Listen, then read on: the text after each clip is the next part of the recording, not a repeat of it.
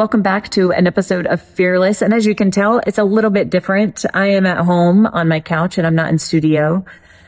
That's because I am trying to tackle some of this holiday, Christmas, never-ending to-do list, still even decorating.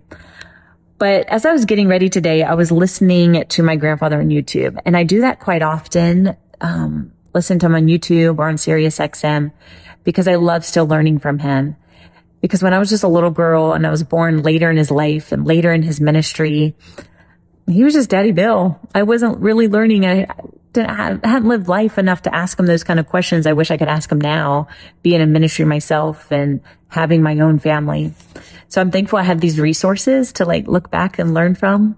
But I was listening to a message I actually have listened to many times before, but it reminded me of a letter he had written me. And I had saved it. And when I was moving a couple years ago, I'd taken a picture of it. I should have this framed and put it in my office, but I'll put it on the screen. And it says his little letterhead, Billy Graham, February 1998. Dear Sissy, I wanted to send you this little note to wish you a happy Valentine's Day. You are a very special granddaughter, and I love you so much, Daddy Bill. P.S. I'm in California to give a major speech to a TED conference, leaders in the fields of technology, entertainment, and design. They've never had a religious speaker before. Please pray for me. And so today, since I was listening to this message and in the world of facing with lots of questions of technology and AI, some of these issues we're facing, other generations have faced before. And I believe you'll just really enjoy his message. So take a listen.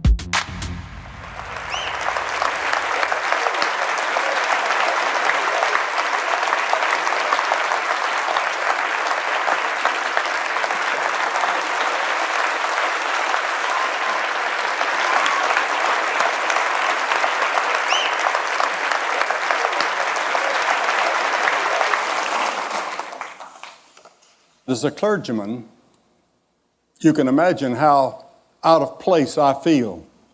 I feel like a fish out of water, or maybe an owl out of the air. I was preaching in San Jose some time ago, and my friend Mark Kwame, who helped introduce me to this conference, brought several CEOs and leaders of some of the companies here in the Silicon Valley to have breakfast with me, or I with them. And I was so stimulated and had such, it was an eye-opening experience to hear them talk about the world that is yet to come through technology and science. I know that we're near the end of this conference, and some of you may be wondering why they have a speaker from the field of religion. Richard can answer that because he made that decision. But some years ago, I was on an elevator in Philadelphia coming down. I was to address a conference at a hotel. And on that elevator, a man said, I hear Billy Graham is staying in this hotel. And another man looked in my direction and said, yes, there he is. He's on this elevator with us. And this man looked me up and down for about 10 seconds, and he said, my, what an anticlimax. I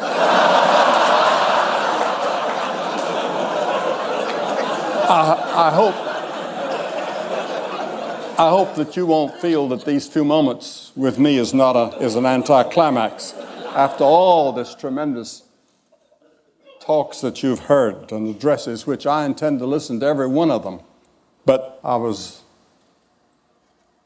on an airplane in the East some years ago, and the man sitting across the aisle from me was the mayor of Charlotte, North Carolina. His name was John Belk. Some of you would probably know him.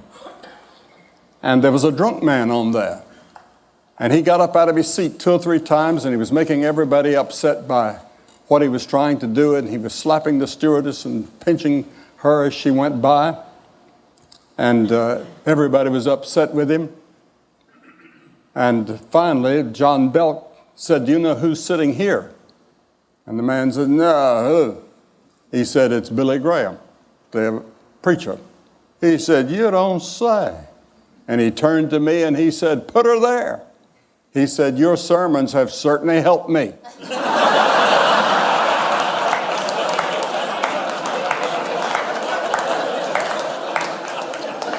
And I suppose that that's true with thousands of people.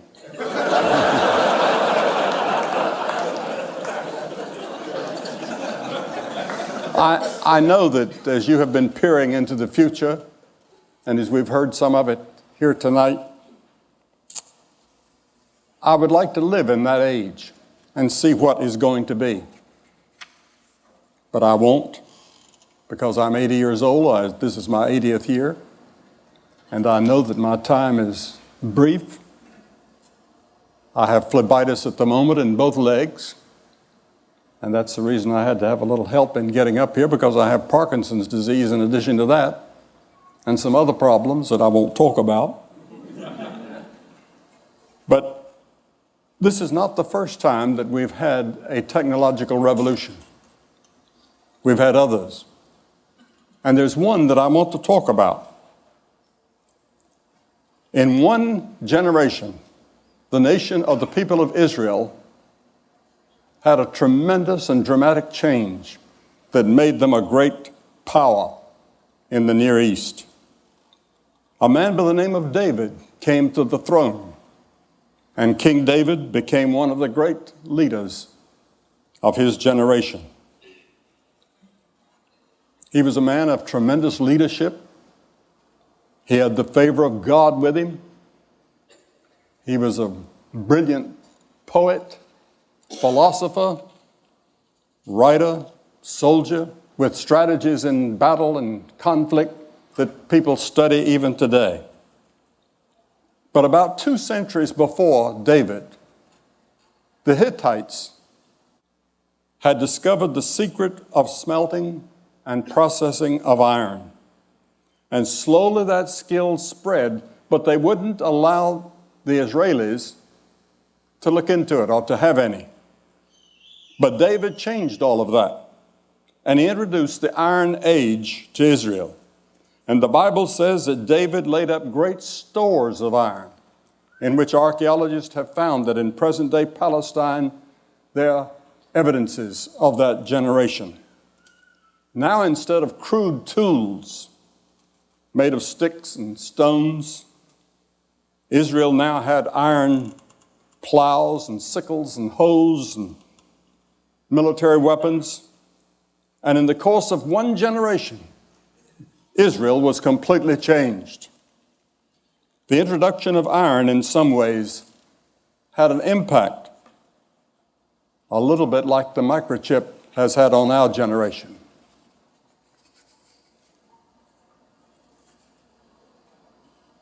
And David found that there were many problems that technology could not solve. There were many problems still left. And they're still with us. And you haven't solved them. And I haven't heard anybody here speak to that. How do we solve these 3 problems that I'd like to mention? The first one that David saw was human evil. Where does it come from? How do we solve it? Over again and again in the Psalms, which Gladstone said was the greatest book in the world, David describes the evils of the human race. And yet he says, He restores my soul. Have you ever thought about what a contradiction we are? On one hand, we can probe the deepest secrets of the universe and dramatically push back the frontiers of technology, as this conference vividly demonstrates. We've seen under the sea, or 3 miles down, or galaxies hundreds of billions of years out in the future. But on the other hand, something is wrong. Our battleships, our soldiers are on a frontier now almost ready to go to war with Iraq. Now, what causes this? Why do we have these wars in every generation and in every part of the world, and revolutions? We can't get along with other people, even in our own families. We find ourselves in the paralyzing grip of self-destructive habits we can't break. Racism, and injustice and violence sweep our world, bringing a tragic harvest of heartache and death. Even the most sophisticated among us seem powerless to break this cycle. I would like to see Oracle take up that, or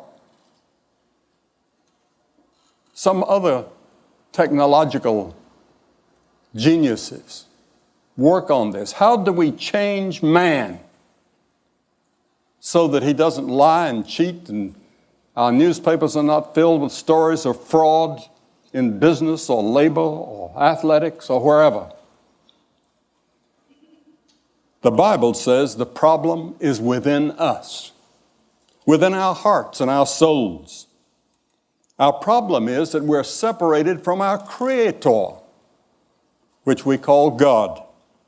And we need to have our souls restored, something only God can do.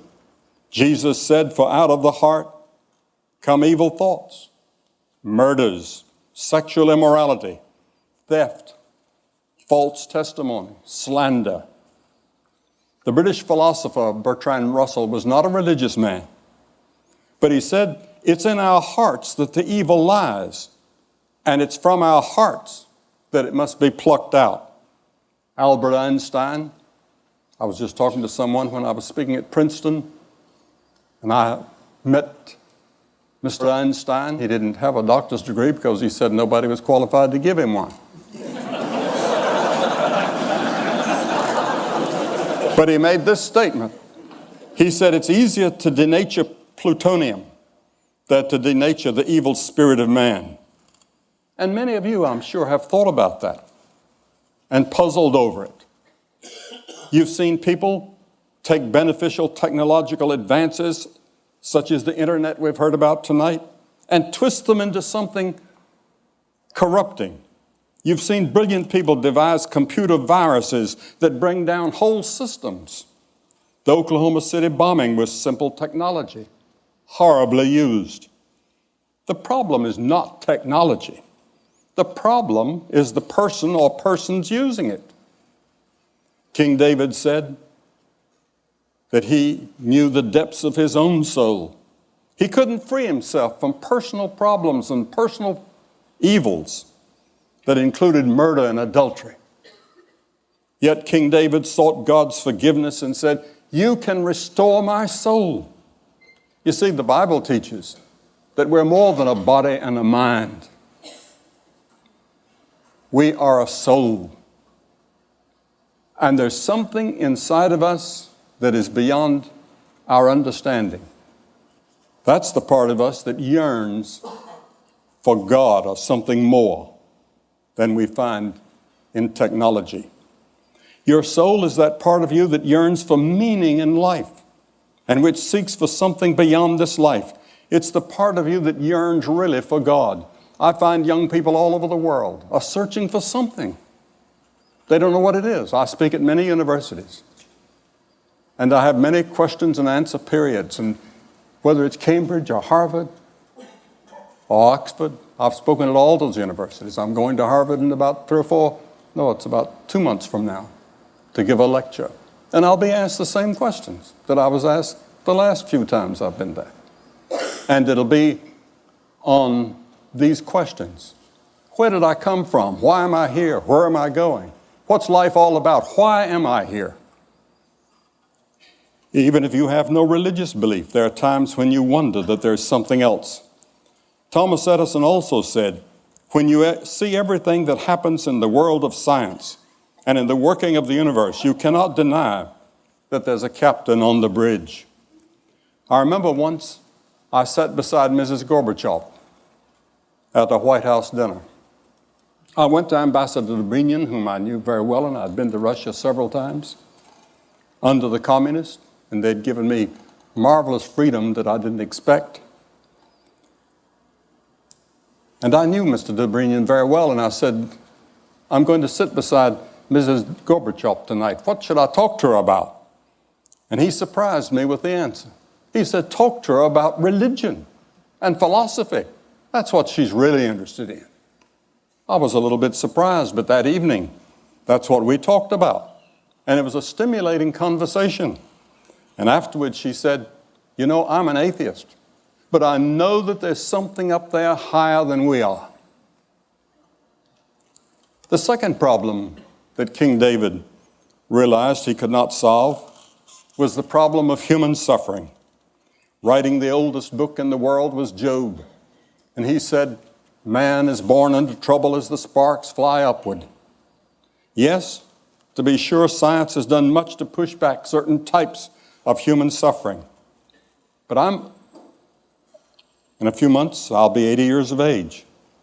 I admit that I'm very grateful for all the medical advances that have kept me in relatively good health all these years. My doctors at the Mayo Clinic urged me not to take this trip out here to be here. I haven't given a talk in nearly 4 months. And when you speak as much as I do, 3 or 4 times a day, you get rusty. That's the reason I'm using this podium and using these notes.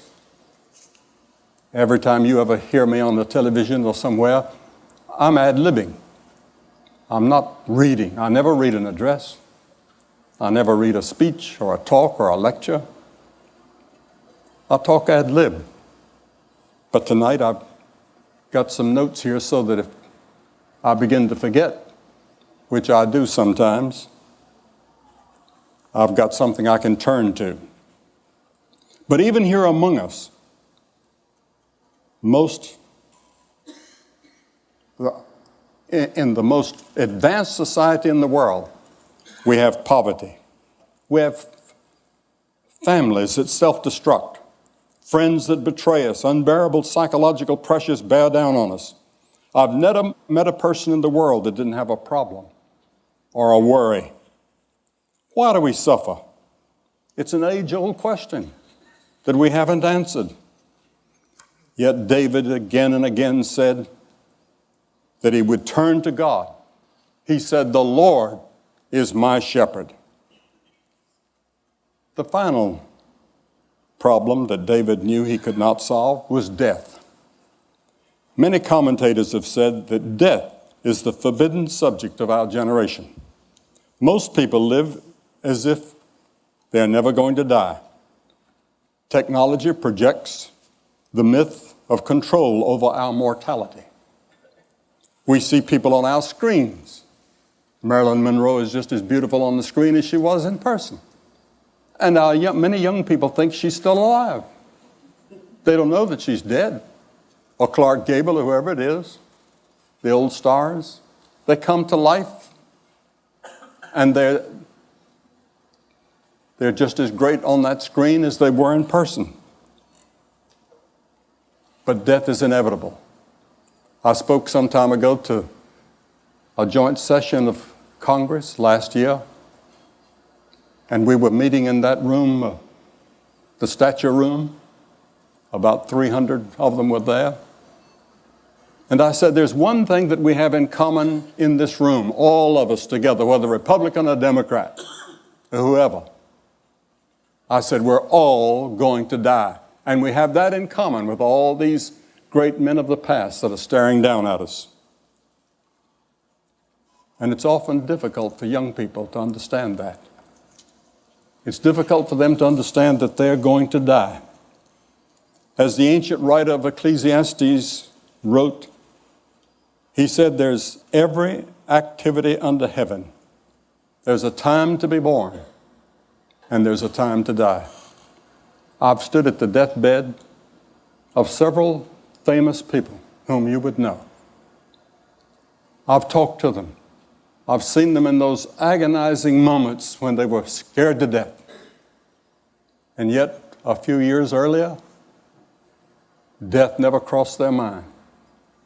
I talked to a woman this past week whose father was a famous doctor.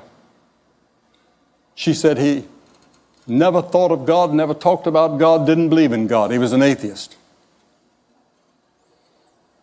But she said, as he came to die, he sat up in the side of the bed one day and he asked the nurse if he could see the chaplain. And he said for the first time in his life, he thought about the inevitable and about God. Was there a God? A few years ago, a university student asked me, "What is the greatest surprise in your life?" And I said, "The greatest surprise in my life is the brevity of life. It passes so fast." But it does not need to have to be that way. Werner von Braun, in the aftermath of World War II, concluded, quote, "Science and religion are not antagonists.